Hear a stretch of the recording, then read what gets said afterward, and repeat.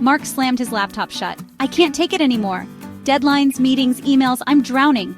Tell me about it, sighed John, massaging his temples. We need a break, a real break. An idea sparked in Mark's eyes. Remember that campsite we talked about? Secluded lake, fresh air, no signal, perfect. John hesitated for a moment, then grinned. Let's do it. We deserve a little adventure. Packing was swift, fueled by the promise of escape.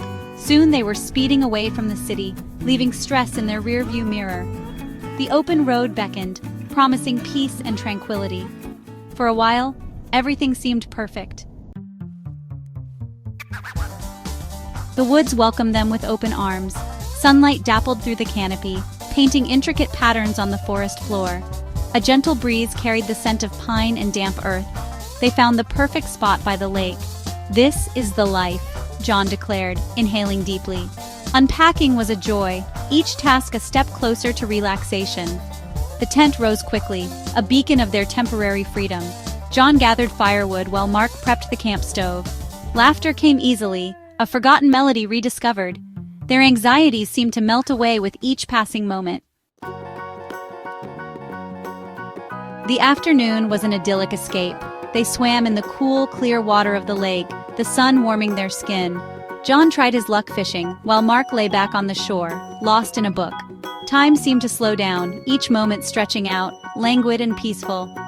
I'm actually starting to feel human again, John chuckled, reeling in his line. He hadn't caught anything, but he didn't even care. The simple act of casting the line, feeling the sun on his face, was enough. Mark, lost in the adventures of a fictional hero, barely registered his friend's words, but nodded in agreement. For those precious few hours, their worries were forgotten, replaced by the simple joys of nature and companionship.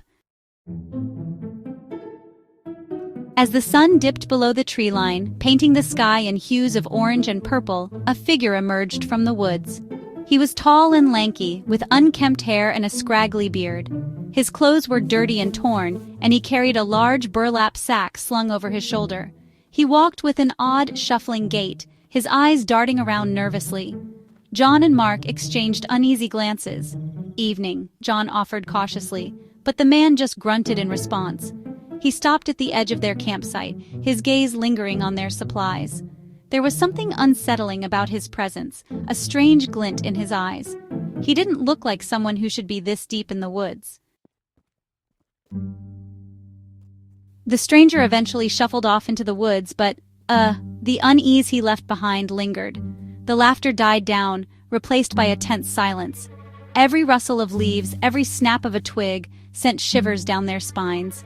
They tried to shake off the feeling, to tell themselves they were just being paranoid, but honestly, the encounter left a sour taste in their mouths.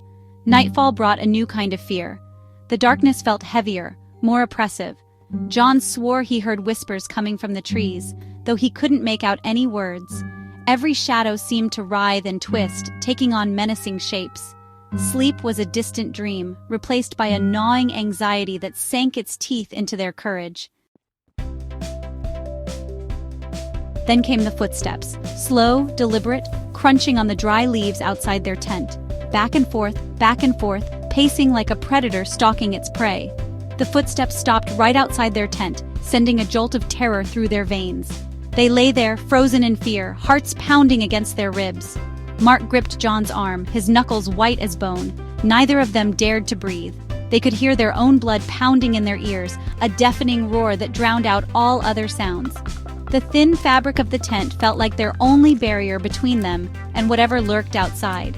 Every second that passed stretched on for an eternity, each one more unbearable than the last.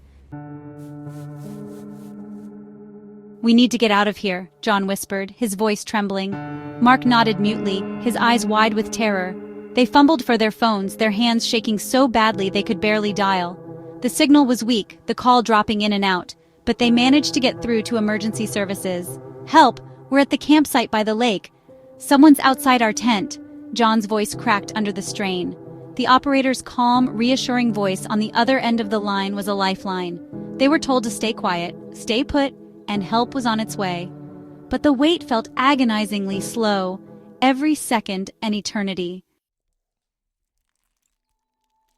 Every rustle, every creak of a branch sent them scrambling for their things. Packing in a frenzy of fear, they threw their gear into the car, their movements fueled by pure adrenaline. As soon as they were both safely inside the car, John slammed the door shut and started the engine, the roar a comforting sound in the stillness of the night.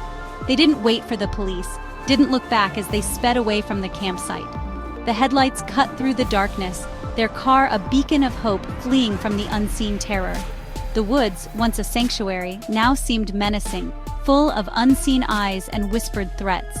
The journey back to the city was a blur, their minds still replaying the horrors of the night. Back in the safety of their apartment, the events of the night took on a surreal quality, like something out of a nightmare. The warmth of the city lights, the familiar sounds of traffic, were a stark contrast to the desolate darkness of the woods. They had sought peace and found terror, craved adventure and stumbled upon danger.